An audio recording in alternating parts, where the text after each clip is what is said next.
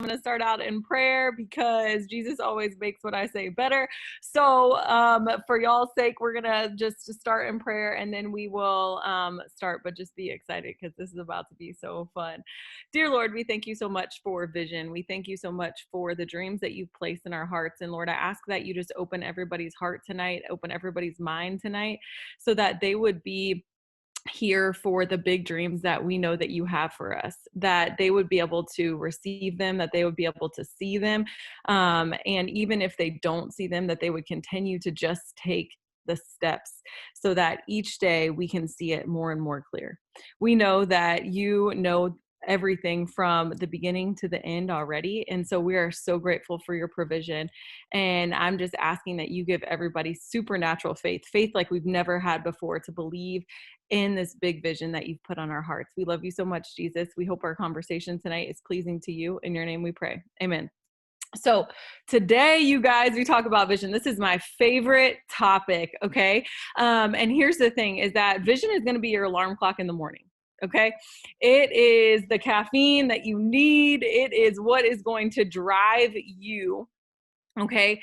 And what it really is write this down. Vision is going to be the bridge that connects what's happening right now to what's going to be happening in your future. So it's the bridge between your present and your future. Okay. Things happen twice in your life. First, they happen mentally for you. They happen in your head first, and then they actually real life it. Right? Have you said have you ever heard that I dreamt it first and then I real lifed it?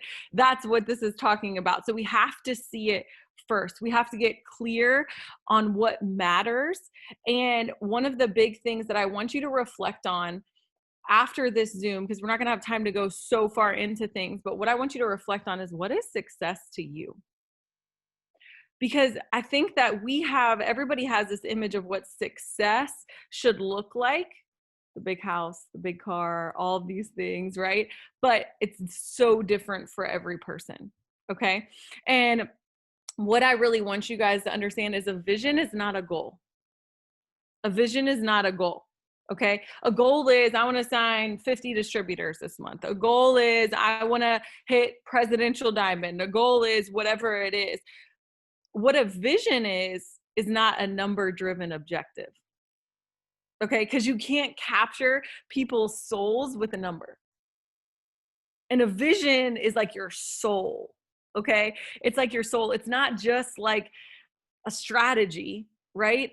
It's what is driving you in the morning. What is making you get up? What is making you keep going when it's hard?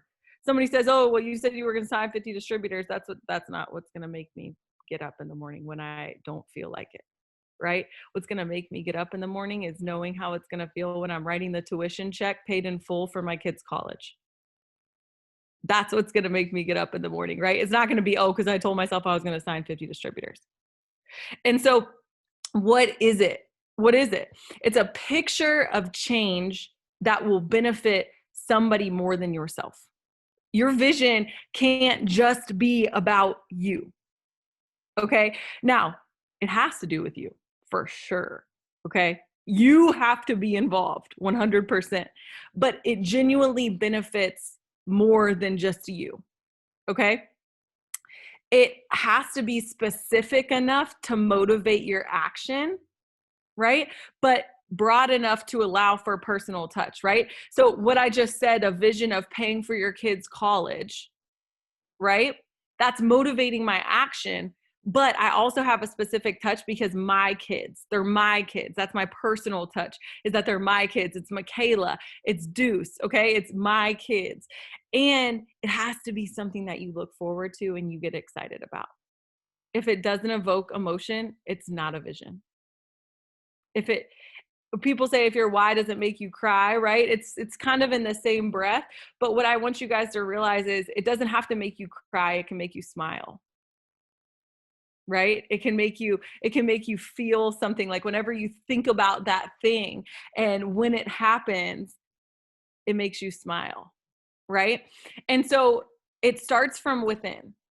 We're all leaders on here. If you have a customer on your team, okay, if you have a distributor, you are a vision. I mean, you are a leader. And here's the thing, is if you show me somebody, without a vision, I'm going to show you somebody who isn't going anywhere. Maybe they're going in circles, but they're not moving forward. That's why this is important, right? For leaders, a vision is everything. A vision is what leads the leader. Have you ever thought about what leads a leader, right? If you have a leader that you're leading, or a leader that you're following, a leader that you look up to, have you ever thought, who do they follow? They follow their vision. They follow their vision, right? And so my question is you can follow people, but more important than people, because people are fickle, people change, people are inconsistent, people are all of these things, right? Do you have a vision? Do you have a vision? And we're going to talk about how to get that tonight. But what it's going to do is it's going to spark and fuel the fire, and then it pulls the leader forward. Okay. I always love this story. Real quick, I'm just going to give it to you. It's just this little, I don't even know what you would want to call it, but there's this story of 3 bricklayers. If you've heard this before, I apologize. There's a story of 3 bricklayers who are working on the same job. And when asked what they were doing, they responded in 3 different ways. Okay. The first one said, I'm laying bricks. The second one said, I'm building a wall. And then the third one said, I'm constructing a grand cathedral. Which one do you think is going to be more excited to go to work? Which one do you think is going to be more motivated to go when they don't feel like it? The third one, right? Because they were doing the same thing. It's just like in the business, y'all. We're all doing the same thing. The only difference is, what's your vision? What's pulling you forward, right? Be the one that's constructing the grand cathedral. That's why you're laying the bricks. We're all laying bricks. We're all planting seeds. We're all doing the dang thing every day. But do you know why you're doing it? What's your grand cathedral? Okay, let's talk about this. I want everybody on a piece of paper. You can put it in the comments as well, but most importantly, it has to be on a piece of paper. Okay, not on your phone, on a piece of paper. Like physically write it down. Okay, I don't care if it's on the back of a bill. I don't care where it's at. I really don't care, but it has to be written down. What is your goal income amount per year? Annual goal income amount. Okay, per year. Write it down. If you want, after you've written it down, put it in the comments. But don't you dare put it in the comments before you've written it down. Okay?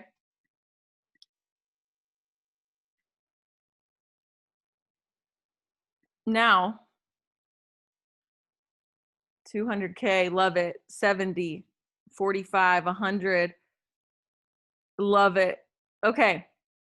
Now, I want you guys to think about full-time. Like, typically full-time in network marketing isn't really 40 hours a week. We're gonna all do 30 hours. Okay. Really, it's probably about 20. But what we're gonna do is we're gonna take, if you worked this business, okay, I want you to take this. If you worked this business 30 hours a week, okay, so you take, I'm going to do the math for you, but I'm just telling you how I'm doing this. 30 hours a week for 50 weeks of the year, or 52. Let's do 52. Okay. Now, that is, oh, that's not right.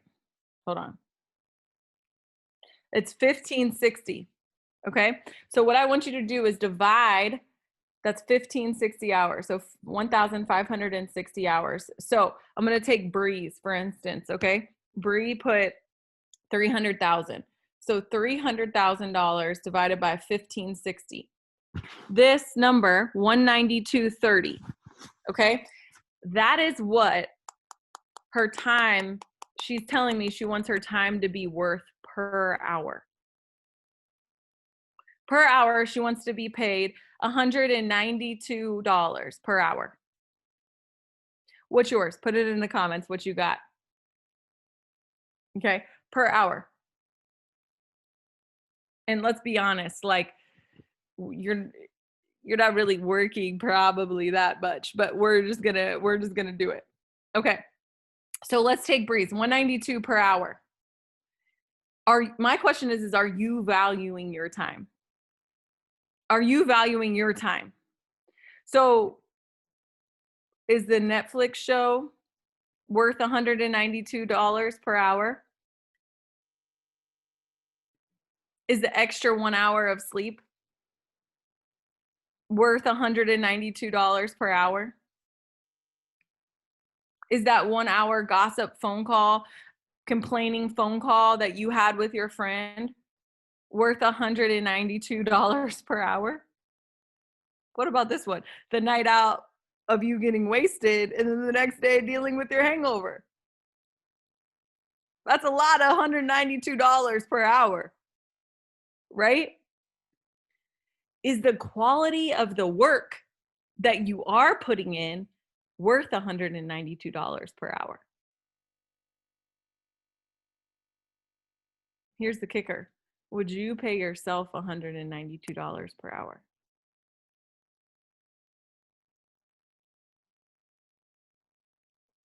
It's hard. That's a hard question, isn't it? And what I want you guys to think about is slapped. I'm dying, you guys. What I want you guys to think about is why am I expecting somebody else to pay me that? And why am I getting salty about what my paycheck is if I'm not putting in the work? The quality of work. Because we can all sit there and say, my paycheck stinks. I'm not getting any results because I'm doing my 6 list and nothing's happening.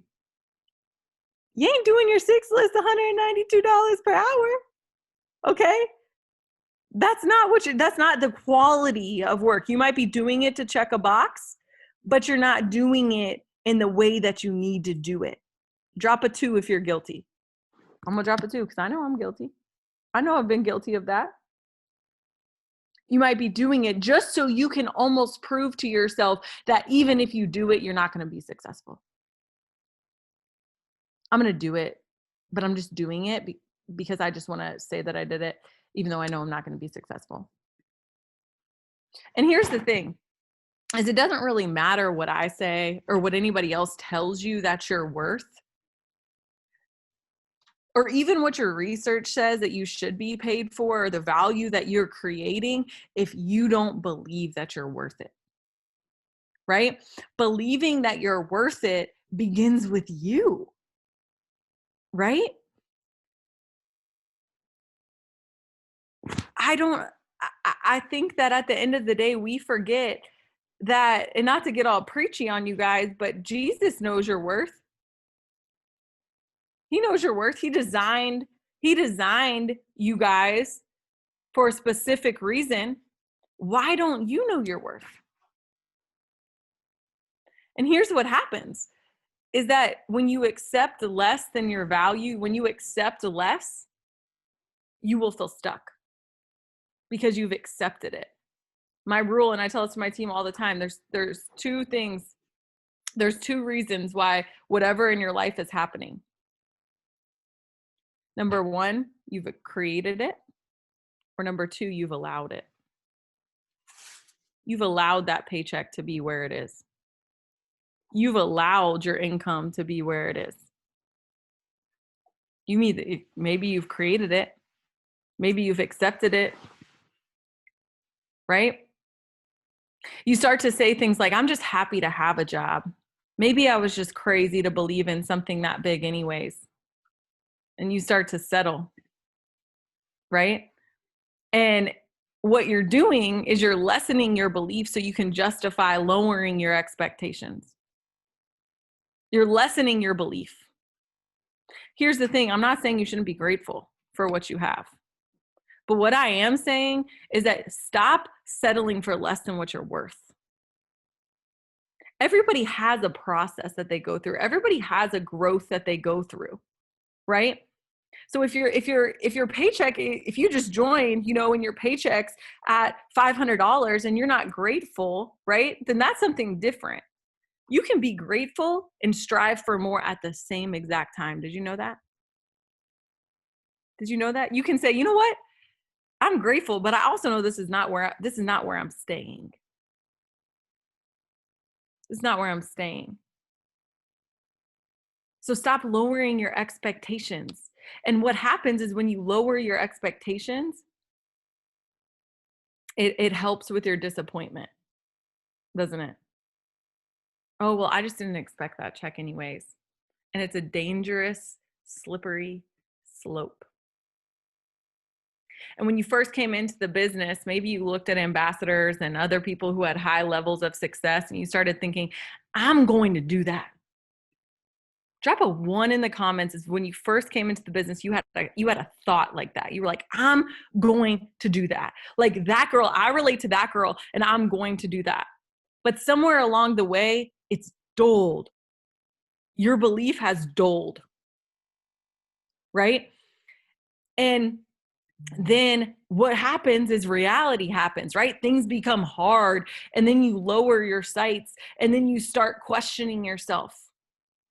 But stop, because I'm going to tell you the pain of the disappointment of not getting it today, but still going after it tomorrow.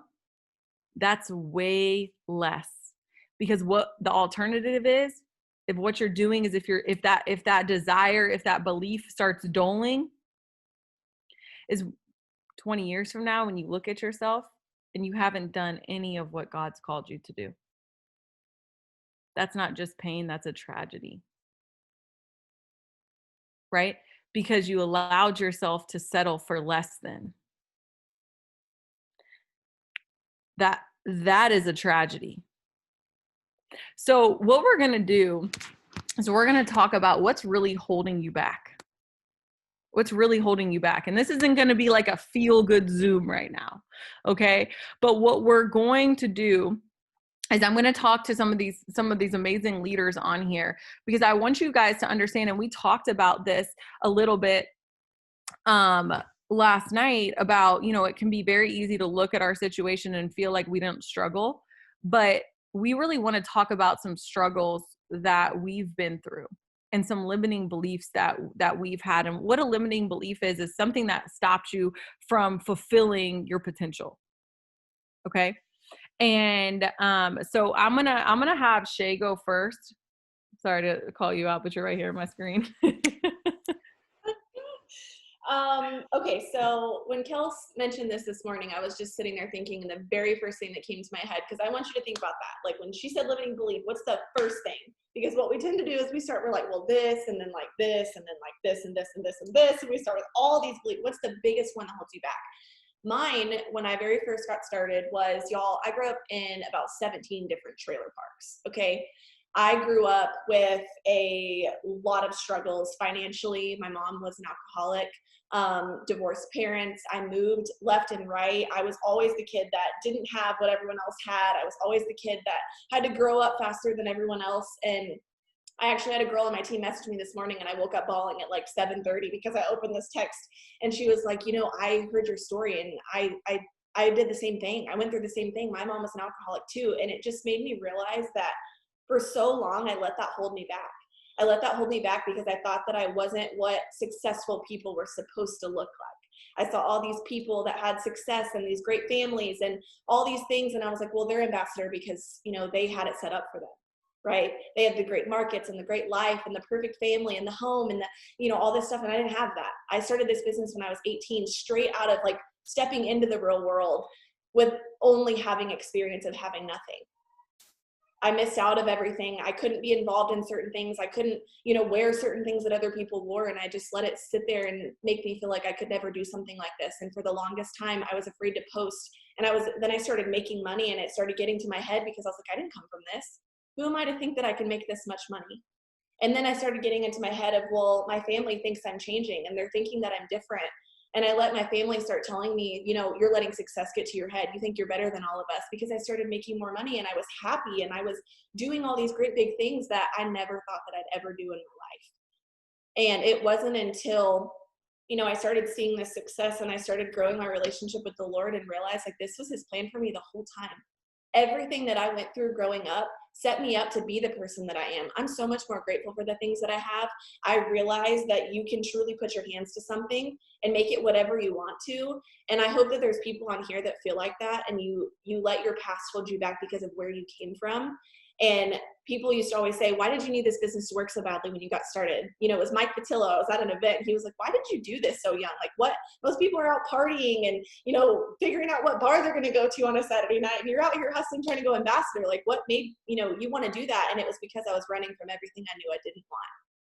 All these people had all these great big dreams and all these things they wanted to do. And I was just running from the life that I knew that I did not want my kids to have to go through. And so that was my limiting belief for a really long time, until I realized that God put me through that in order for it to make that mess my message and to be able to inspire other people, because you have no idea how many people are on my team because they heard me share my story and they knew where I came from. And now I get to share that to other people.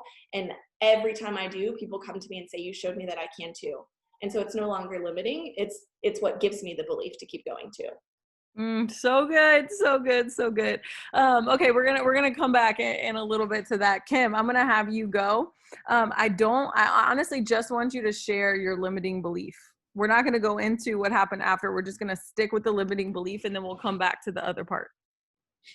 Hey guys, so, well, first of all, drop some fire in the chat for Kelsey, honestly, starting us off with a bang like that. I already choked up 3 times since I've been on this Zoom, and I'm not that emotional of a person, but I just feel like, I don't know, I feel the Holy Spirit here. I feel like it's working, and I feel like there's going to be a lot of breakthrough on this Zoom. So I'm going to actually fast forward to a most recent self-limiting belief. I've had a lot on the journey up, and I am not going to say that they're going to just stop there, because what you guys don't realize is that we are always growing, and we're always going through, we are, all of us, we're all always going through it, no matter what our social media looks like and the highlight reel. We're all always working on something. We all have our own journey to learn through. And so I'm going to just fast forward all the way up until about 45, 60 days ago.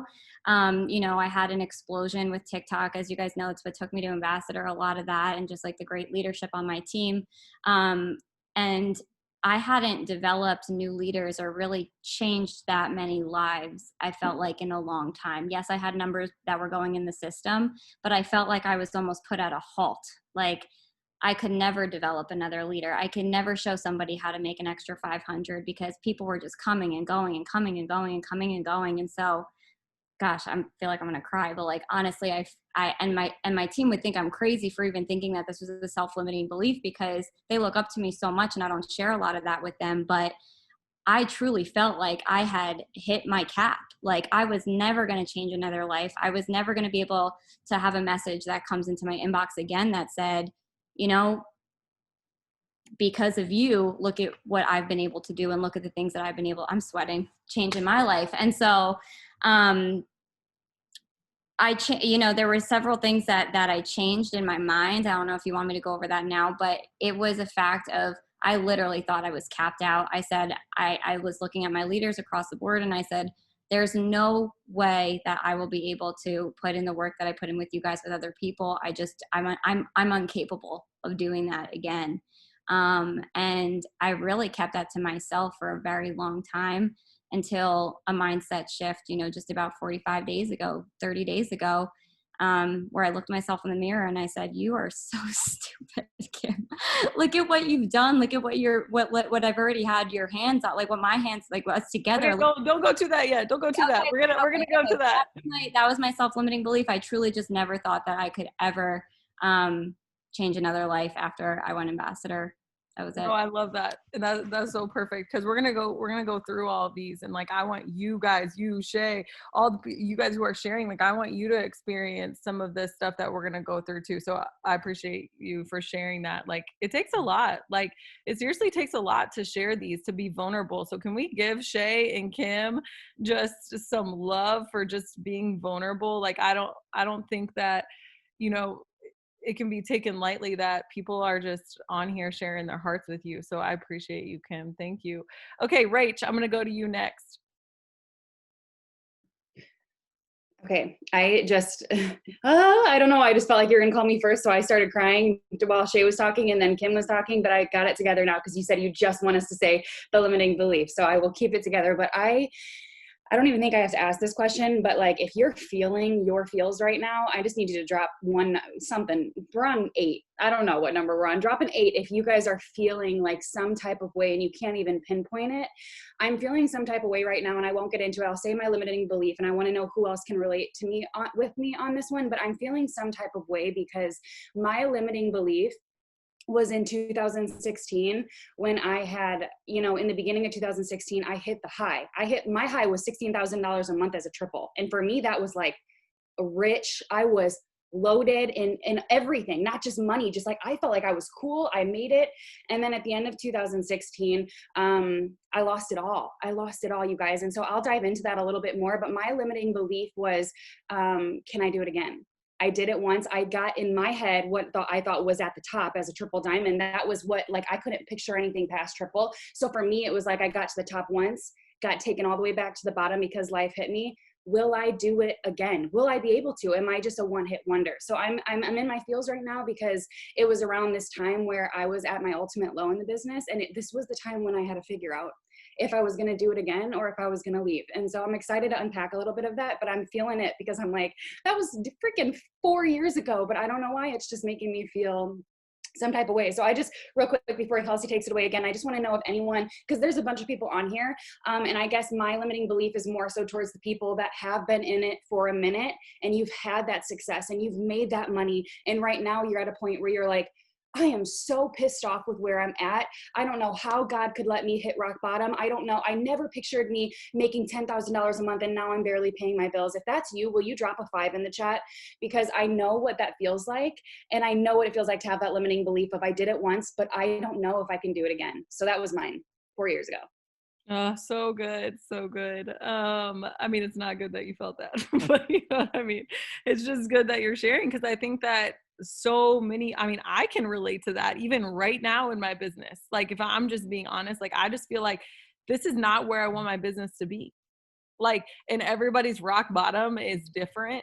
I think that sometimes we think that we can't be pissed off at certain things. I've gone through that before where I feel like, oh, I can't be pissed off because I should be grateful for what I do have. And even though you can appreciate what you have, you can also be really pissed off because you know that God created you for more.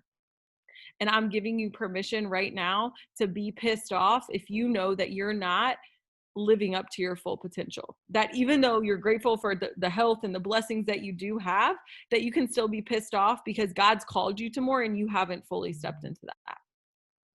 You are allowed to feel that way. I'm giving you permission. Okay, Morgan. Hey, okay. So my self-limiting belief was, and I feel like kind of still is, this is the one that I've like consistently battled throughout my entire time here, is the money mindset. Like the belief that it's okay to want more, and you kind of got into that or you started to.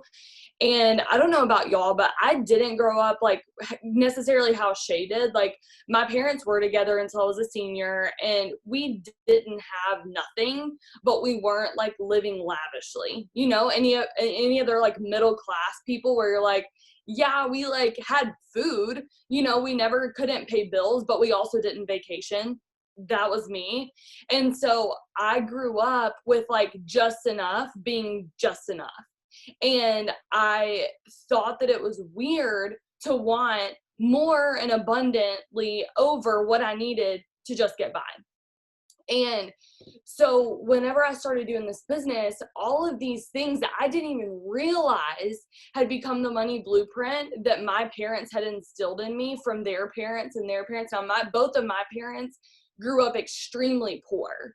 And so I think that their gratitude overwhelmed their desire for more whenever they did have enough to get by. Does that make sense? When you grow up so broke like they did, they were like, oh my gosh, we can pay our bills. I'm so thankful, so I'm just going to stop there. Like, we don't need anything more than that. Like, let's not dream any bigger. This is great. This is the best. Well, I have this belief now that I'm reworking and getting my blueprint changed because I grew up thinking all of these things subconsciously, and I didn't realize it till I got in this business. Things like, and put, you know, a 1 or whatever in the chat, if you can relate to any of these statements. Money doesn't grow on trees. Money is the root of all evil. Don't keep up with the Joneses. You know, like, you don't need the next best thing. Like, who needs designer purses? Like, there's kids in Africa who are starving, so why are you getting that nice thing? Those were things I never realized that I had heard or believed. And so when I joined this business and saw people have nice things, I almost turned my nose up at them because that's what I was taught to do. Whenever there was like a family friend that they had nicer things than we did.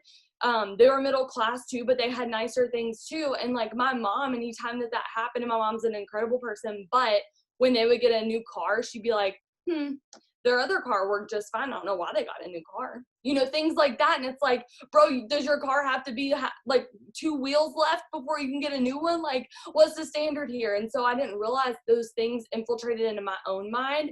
And I started to be very stingy with my money. And did you know that that's a broke mentality? Whether people think like, oh, you're going to be broke if you overspend money. But if you are stingy with your money, that's a broke mentality too. It's not a wealth mentality. People who are wealthy are extremely generous because they know that there's no lack.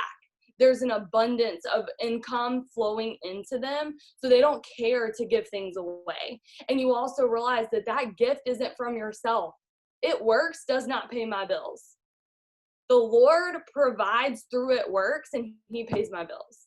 And when you realize that, then your money mindset starts to shift. So really quick, if it's okay, I just want to read a couple of verses just to kind of debunk some of the myths that we have surrounding money. And I think that the church even sometimes puts it into our head that it's like more noble of you to live very poor and impoverished to make yourself seem like you're doing more holy things, like giving all your money away. But guys, here's the deal. Can you give more if you can't even put food on the table for your own family? How are you going to give to those who are in need in Africa? Or who are in need across the street from you? You can't pour from an empty cup, and you can't give from an empty wallet. So it's not wrong to want more. The rich people in the world aren't bad people. Being rich doesn't make you bad. Money doesn't make you bad. Money is neutral, and it makes you more of who you already are. So if you're a good person, if you're a generous person and you have wealth, you're going to be a better person and a more generous person. It doesn't change you. It makes you more of who you already are. So if you're a good person, that's the kind of people that we need to have the money, because money's there. Somebody's going to have it. If you're a good person, it might as well be you, right? So here's just a quick couple of verses. I'm not even going to tell you where they're from. You can look them up. This is just the verse. And God is able to bless you abundantly so that in all things at all times, having all that you need, you will abound in every good work. The thief comes only to steal, kill, and destroy. I have come so that they may have life and have it abundantly.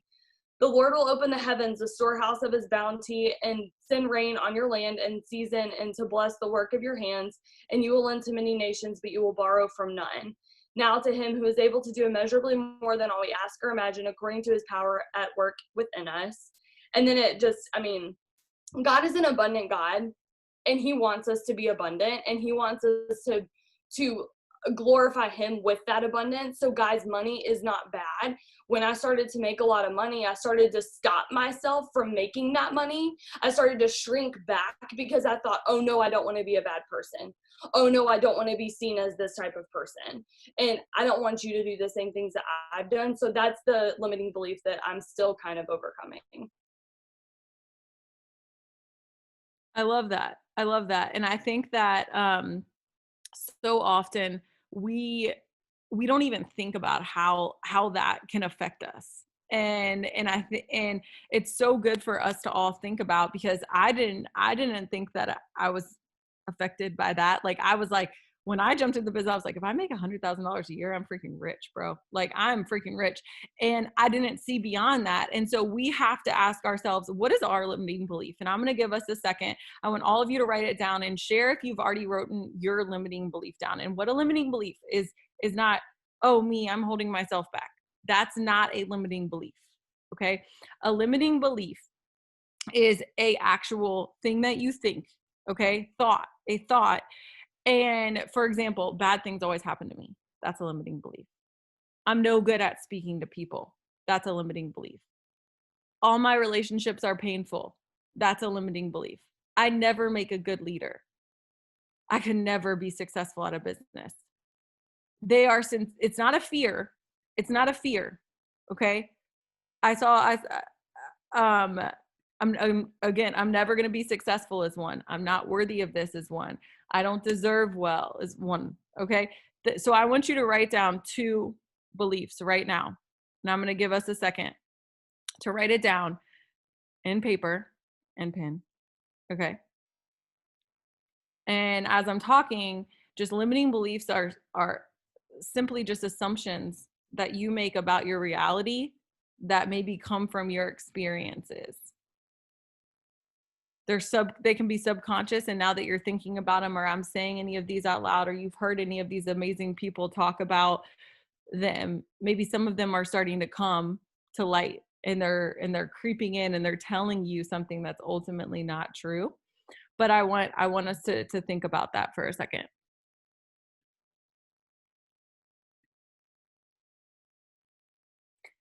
Now, what I'm going to ask you to do is going to actually take you to like be all in.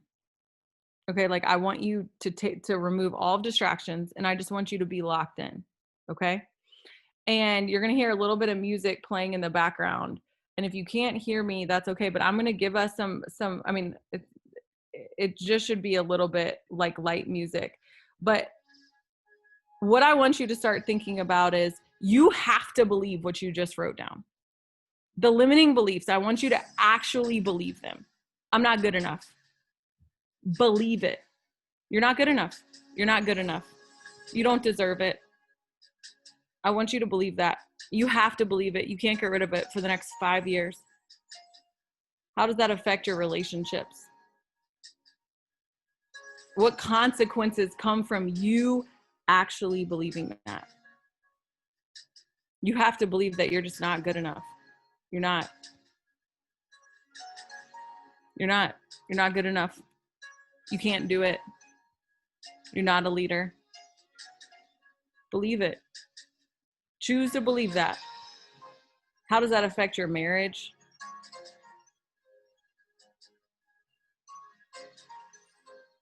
How does that affect your friendships?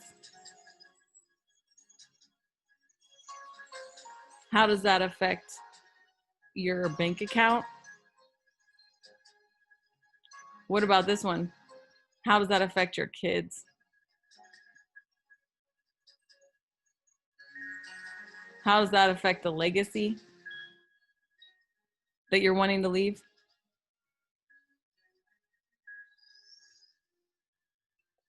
How does that affect the team that you have? Nope. You have to believe it. You have to believe it. You wrote those down and you have to believe it. Think about all the negative things that are happening because you chose to believe it, because you chose to give in, because you chose to believe that thought. Where are you 10 years from now?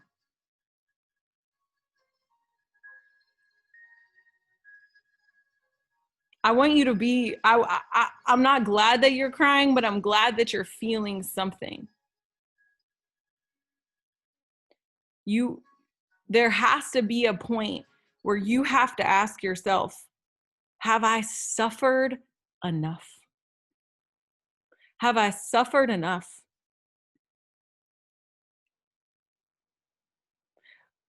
What consequences are going to happen if you continue to believe this?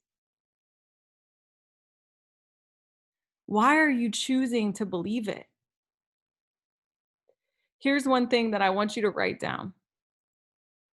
If your belief isn't getting you closer to where you want to be, it has to go. It has to go. So right now, what we're going to do is we're going to cross out the belief that you just wrote, the limiting belief. I actually want you to cross it out, physically cross it out. Okay? And before we move on to how we're going to replace it, actually, when I was at Tony Robbins, he actually made me do this, or made us do this, and it like changed my life. And I do this all the time to myself now. is you have to say your belief out loud in a really annoying voice. Okay? Like, I'm just not good enough. Like, I actually want all of you to say it out loud. Like, you're so annoying. Like, who says that? He made us pick our nose while we say it, right? Like, just be so gross. Like, that is so annoying that you would even say that. I'm not good. I just can't be a good leader. I'm not worthy. Oh, poor me. Nobody believes in me. No, seriously, say it out loud and see how annoying you can sound. I'm dead serious. I actually want you to do it right now.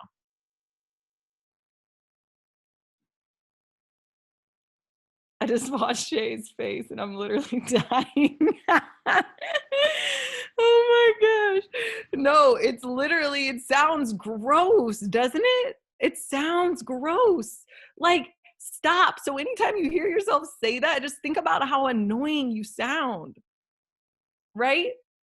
And I think that, like, you just sound like a crybaby. You just sound like you're feeling sorry for yourself. You sound like people need to bring balloons to your dang pity party.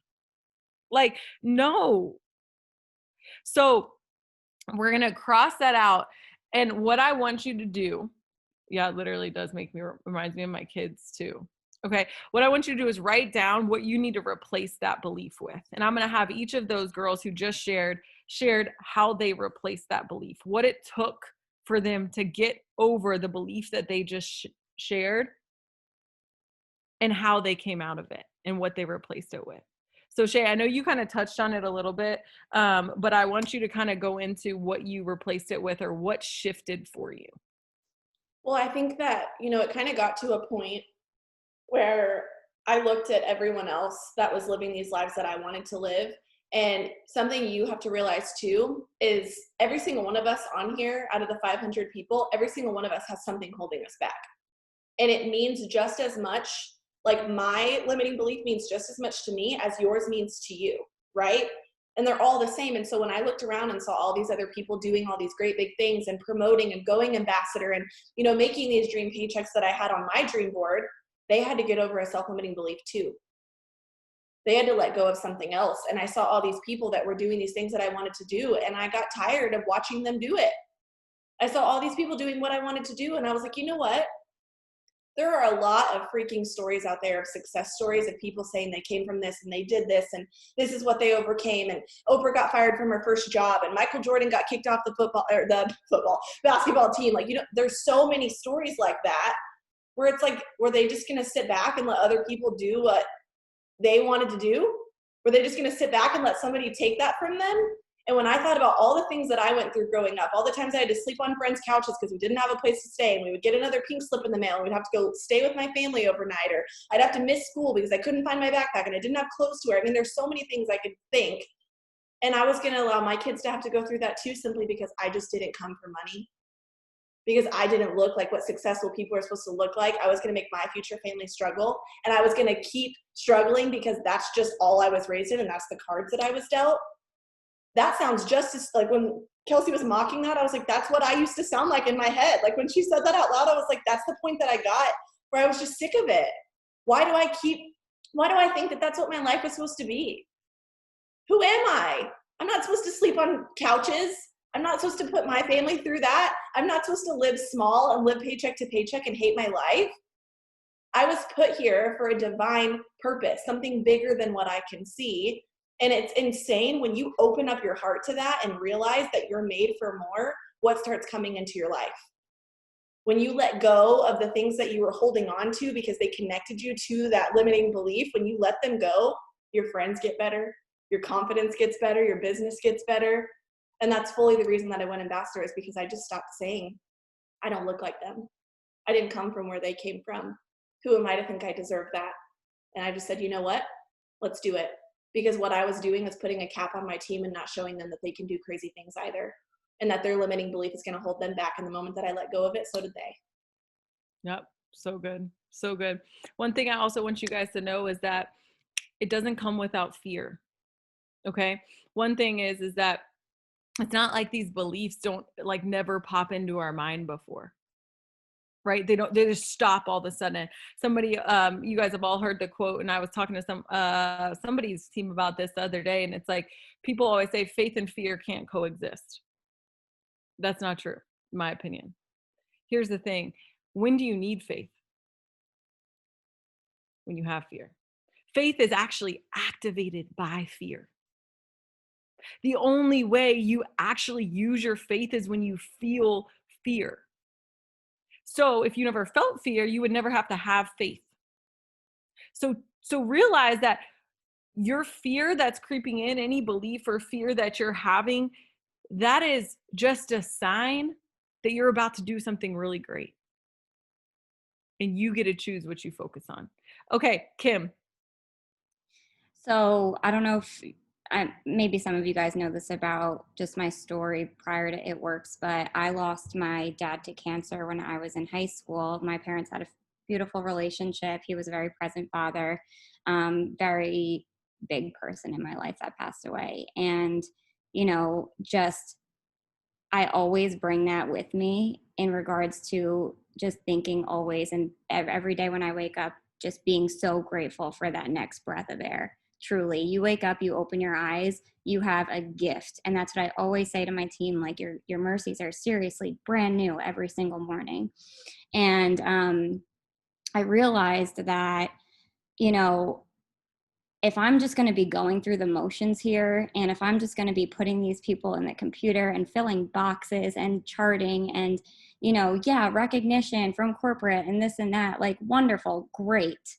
But what am I actually doing with these people's lives that are trusting in me?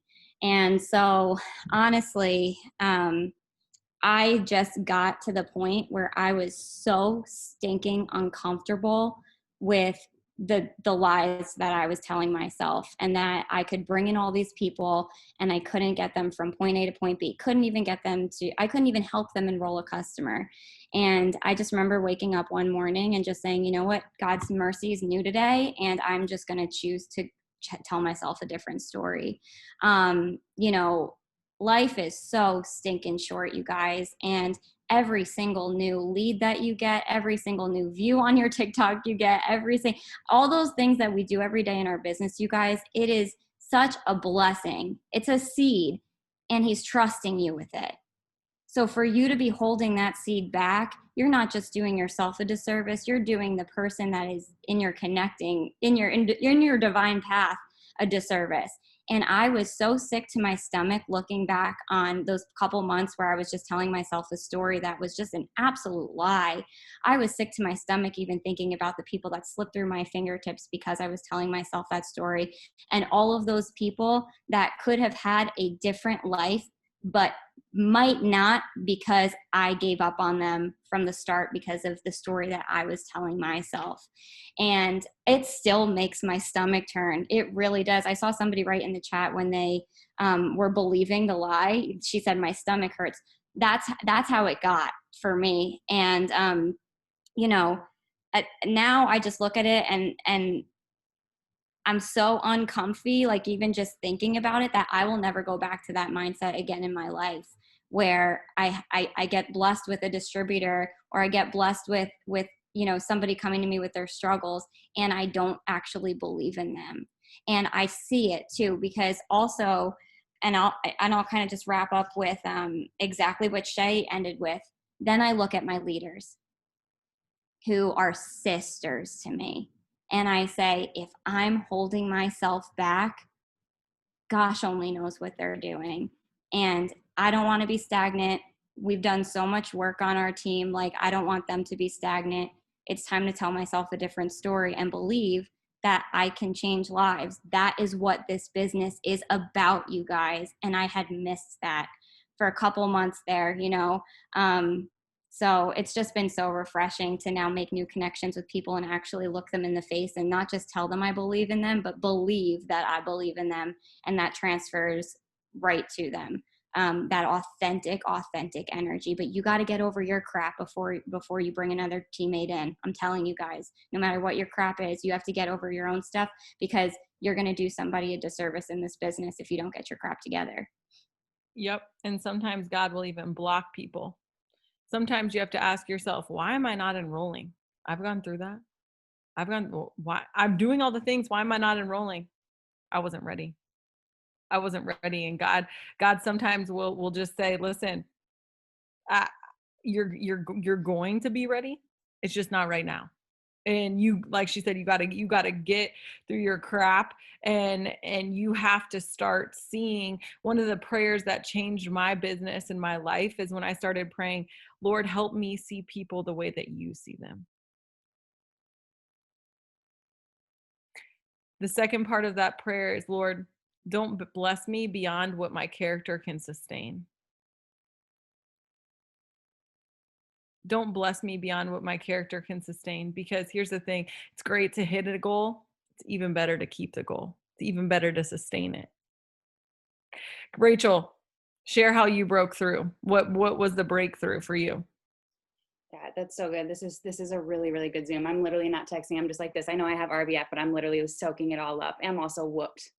Anyone else tired AF? Like, please, Lord, I'm just ready for freaking December 1st. But yes, okay. So here, remember guys, mine is towards the people that have had the success. I know there's 465 people on here. So mine might not be towards the newbies. So you guys, the people that have had success, and you put a 5 in the chat because you've had the success and you're like, I'll be damned if I can do it again. So you guys, I think for me, honestly, when I think about this and I really unpack it, it's like, I'm a yellow. I think as I'm in it longer, I mean, I'm a little bit red in ways, like I love money and I love recognition and I'm competitive, but I am a yellow at heart, you guys. So hear me the right way, please, Lord, let them hear my words.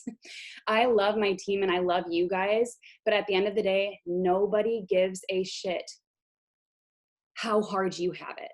And that's what it was for me, you guys. For me, and it's kind of like Shay said, what's hard to me isn't any different from what's hard to Shay. Like if it's hard to me, it's hard to me. I can feel my feelings, right? You guys can feel your feelings. But for me, when I hit rock bottom in the business, it was stuff came out in my marriage that happened before my marriage that I wasn't ready for, that almost caused us to divorce. I'm depressed because I'm pregnant and I didn't know pregnancy would hit me that hard. And then I had my son and I'm not making any money to pay my bills and life is hard. So then I hit everything. Mine was all of those 3 things into one, you guys. And so for me, it was like, I got so caught up in complaining and whining and feeling like nobody understands how hard it is right now.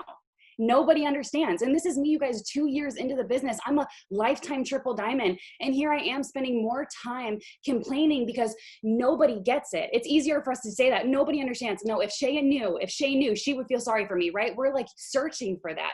And at the end of the day, I can say that I love you. I love my team. I don't want anyone to hurt, but nobody cares because at the end of the day, you have to work. You either have to go get a freaking job or you have to work this. And people just don't care.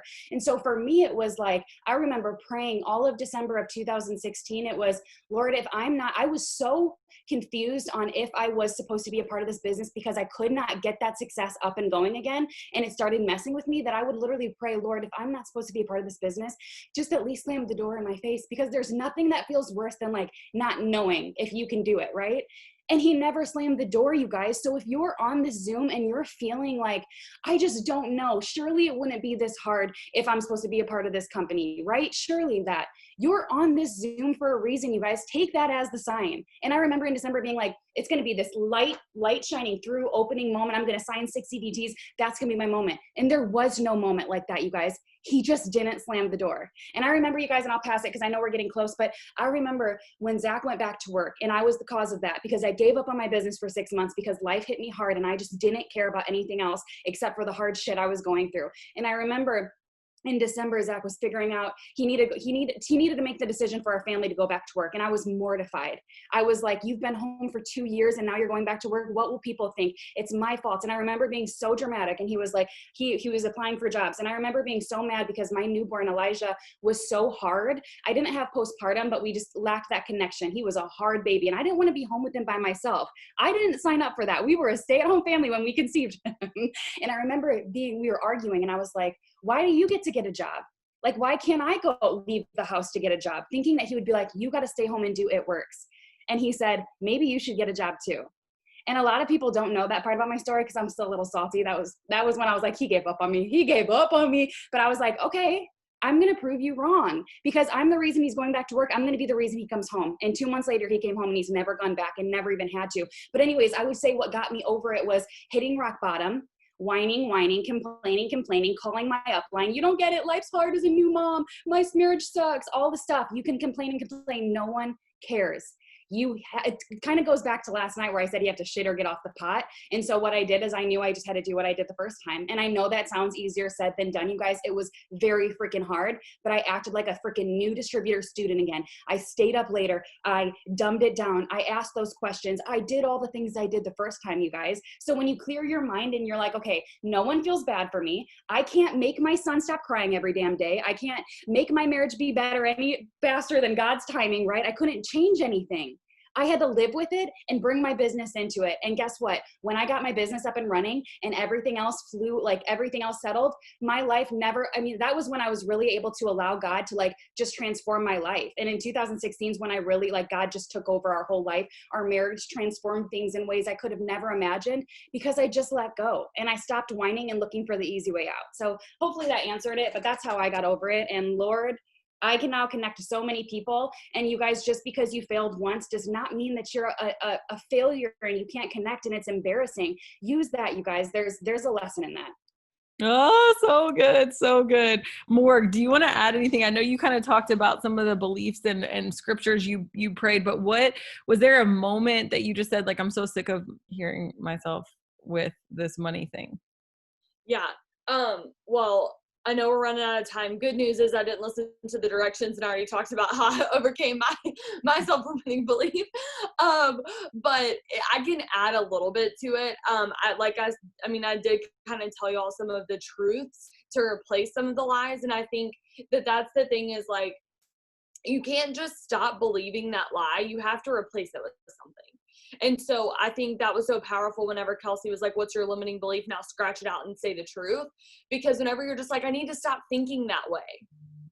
I hate when people say that. I'm like, so what way are you going to start thinking? Because you're going to think something. And if you don't know which direction to go, you're going to go back to that over and over and over again. And you're going to revert back to that. I think the moment, it wasn't really like a decision necessarily, because my limiting belief, if you don't remember, was like the money mindset.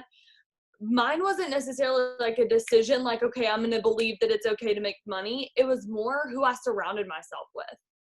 I stopped surrounding myself with people who had crap mindsets. When you hang out with people who are broke all the time, it's going to make you feel really, really comfortable about barely getting by. You're going to feel like the rich one in the group. And I'm not even talking about money, guys. I'm not talking about bank accounts. I'm talking about your mindset, because wealth is a mindset. And so when you start surrounding yourself with people, and for me, that was Cammie. It just so happened to be her. It doesn't have to be her. It can be anyone. And here's the thing too. If you're like, well, there's no one in my area, no one in my family is like that, then put them in your circle. Get on those Zooms that Stephanie Dunn does and watch every single one of them. Boom. Now she's in your circle and she doesn't even know it. Watch every Zoom that Kelsey does. Kelsey's in your circle. She doesn't even know it.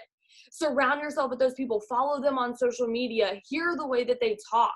Whenever Cammie was sitting next to me and her son Colton called her and she was like, hey, baby, be thinking about what you want for Christmas. And he said, Mom, I want to go to see the Saints play at the Super Bowl and I want to sit in the box seats.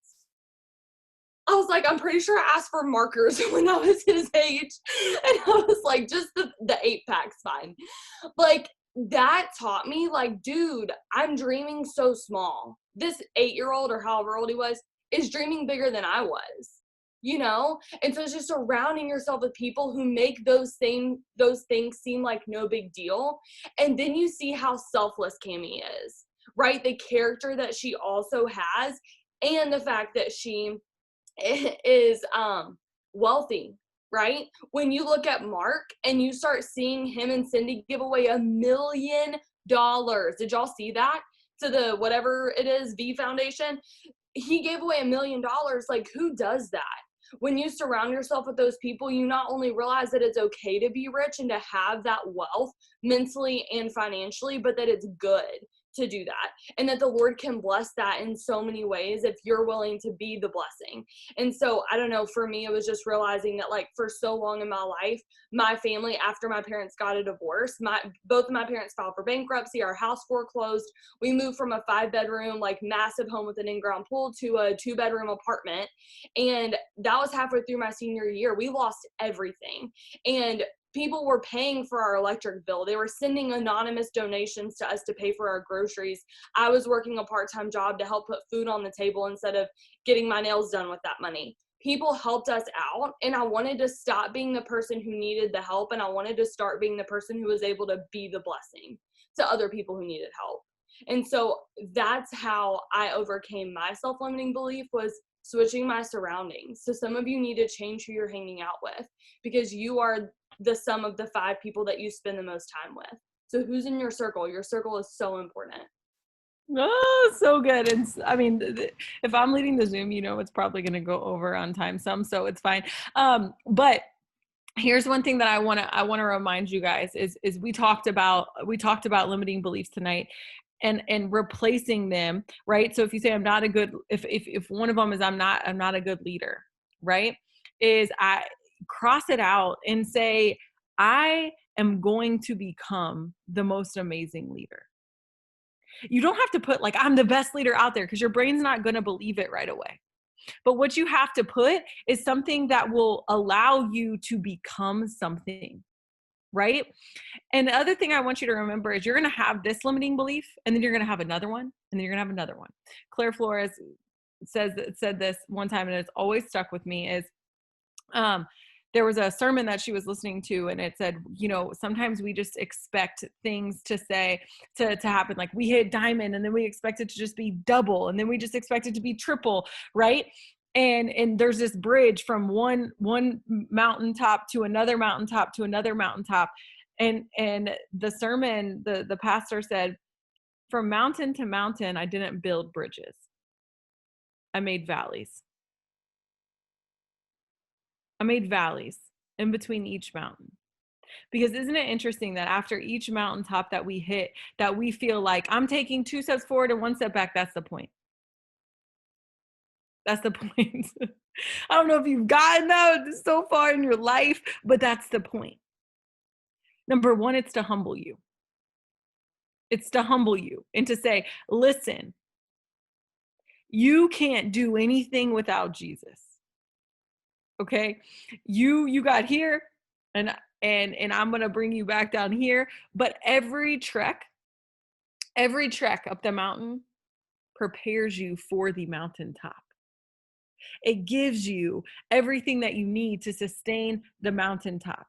And just because you go back down to the valley doesn't mean that there's not another amazing mountain to climb, and the view is going to be even better. I promise the view is going to be even better, but you have to be willing to go through the valley. The valley is not because you're not meant to be there. Okay. But here's the thing about limiting beliefs and about thoughts is that weeds, they grow automatically if you're not taking care of it. If you're not taking care of your yard, the weeds grow automatically, don't they? We have to take care of our belief and our minds and our thoughts. And weed it out, y'all. Just because you believe it, just because you think it, doesn't mean you have to continue to believe it. I want you to start realizing this. Every thought you think isn't true. I'm going to repeat that so you really grasp it. Every thought that you think isn't true. You get to choose what you actually believe is true. And Pam Souter told me this one time. She said, sometimes when I start getting like in one of those like weird moods, she said, I just ask myself, is that true? No, it's not. Oh God, I'm the worst leader. But is that true? That's not true, right? Like that's just not true. I don't know who told you, but that's just not true. So we have to do it. And so once I want you guys, I know we don't have, I'm already over on time, but this is so important, is you know how we spent some time thinking about what would happen 5 years from now if you believed your negative thought? I want you to switch it and take some time after this and write down what your life would be like if you chose to believe the positive thought. What would your life be like 5 years from now if you chose to believe an empowering belief? If you chose to replace the negative thought that you've been choosing to believe all this time and replaced it with an empowering one, what would your relationships look like? What would your friendships look like? And that's all that these people did that you just heard talk. The reason that they're there is not because they never had a belief like you. It's not because they never felt like you feel. It's because they chose to believe something else. They pivoted. That's not the path that I want to go on, so I'm going over here. I'm choosing that. You are not on autopilot. Pump the brakes, sister, and turn the wheel. And then the last question I want to leave you with is, who can you serve if you stop being selfish? If you get out of your own way, if you get out of your own head and you say, this is my rock bottom right here, right now, my paycheck's not going lower, my marriage is not getting worse, my relationships are not getting worse. Who can I serve? I'm not just doing this for me. Who am I doing this for? And I want you to make a list of 5 people that you can serve. Okay, I'm done. I love you guys. All right, guys, tomorrow we will be back here at 8 o'clock, and make sure that you wear red. We're all going to be redding out the Zoom. We're kind of doing a spirit week. I kind of messed up and I forgot to put it on the graphic tonight. We're supposed to wear red, so we're going to wear red tomorrow. So make sure that you tell your teams to do that and everybody show up in red. And we're going to be talking about play talk. So charting, getting ready, getting prepared for the end of the year, getting yourself a clear goal, because now you've got the dream, but now we got to get the goals super clear and ready to go. So see y'all on early tomorrow, because I'm sure it's going to max out again. Bye, guys. Woohoo!